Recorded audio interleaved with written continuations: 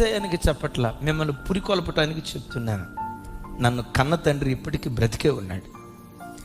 సూర్యుడు తూర్పు దిక్కున ఉదయిస్తాడనేది ఎంత ఖచ్చితమో ప్రతి అరుణోదయపు దినాన లేచి ప్రార్థన చేసుకుంటాడు ఆయన.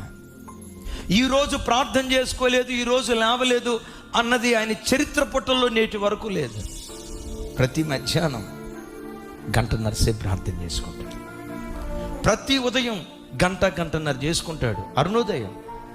మా చిన్నతనంలో వాళ్ళు రక్షణ పొందిన ప్రారంభ దినాల్లో సూర్యుడు పడమటి దిక్కున అస్తమిస్తాడు అనేది ఎంత ఖచ్చితమో ప్రతిరోజు రాత్రి కుటుంబ ప్రార్థన జరిగేది. 7:05కి రేడియోలో వాక్యం స్టార్ట్ అయ్యేది. 7:40 దాకా రేడియో వాక్యం వినేవాళ్ళు. 7:40 తర్వాత చాపేసి కుటుంబ ప్రార్థన 8:30, కొన్నిసార్లు 9 దాకా జరిగేది. మొన్న మధ్య ఒకరోజు నన్ను కలిస్తే నేను అడిగా, నాన్న రోజుకి ఎంతసేపు ప్రార్థన చేసుకుంటావు నాన్న అన్నాడు. అట్లాంటివి చెప్పకూడదులే అయ్యా అన్నాడు. పర్లేదు నాన్న, నేను తెలుసుకుంటాను, చెప్పు నాన్న అన్నాను. ఆయన తల్లోంచి కళ్ళెమటి నీళ్లు పెట్టుకొని దేవుని కృపను బట్టి రోజుకొచ్చి 4:30 నుంచి 5 గంటల ప్రార్థనలో గడుపుతానయ్యా. 77 సంవత్సరాల కురువృత్తుడు. నీకు గంట కూడా ప్రార్థన లేదంటే ఏమైందా రోగు నీకు?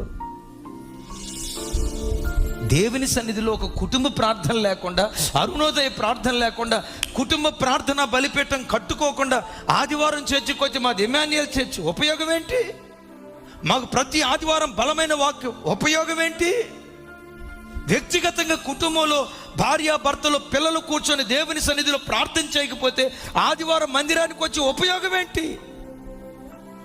నా చిన్నతనంలో నాకు బాగా జ్ఞాపకం, ఎవరైనా గర్భవతులు ఉంటే పుట్టకు మునిపే మనవడు పుడతాడయ్యా, మనవరాలు పుడుతుందయ్యా. ఎట్లా తెలిసింది నాన్న నీకు? మగబిడ్డ పుట్టేటట్టుంటే సొక్కాయని ఎక్కడ చూపిస్తాడంట మా నాన్నకి, ఆడబిడ్డ పుట్టేటట్టుంటే ఫ్రాకు చూపిస్తాడంట. ఇలా ఒకటి కాదు, ఎన్నో దేవునితో స్నేహం చేయి, ఏది దాచకుండా ప్రతిదీ దేవుడు నీకు బయలుపరుస్తాడు. ఈరోజు వాక్యం వింటున్న ప్రతి కుటుంబం, దేవా కుటుంబ ప్రార్థన జరిగించుకోకుండా నా పడకల మీదకి నేను వెళ్ళను. కుటుంబ ప్రార్థన జరిగించుకోకుండా నేను పడకల మీదకి వెళ్తే అది నాకు చచ్చిన దినంతో సమానమయ్యా. భార్యాభర్తలుగా కలిసి ఒక అర్ధగంట అయినా మేము కుటుంబంగా గడకపోతే మాదేం క్రైస్తవ కుటుంబం అయ్యా, మేమేం దేవుని బిడ్డలమయ్యా. అలా నువ్వు బ్రతుకు, ప్రతిదీ దేవుడు నీకు బయలుపరుస్తాడు.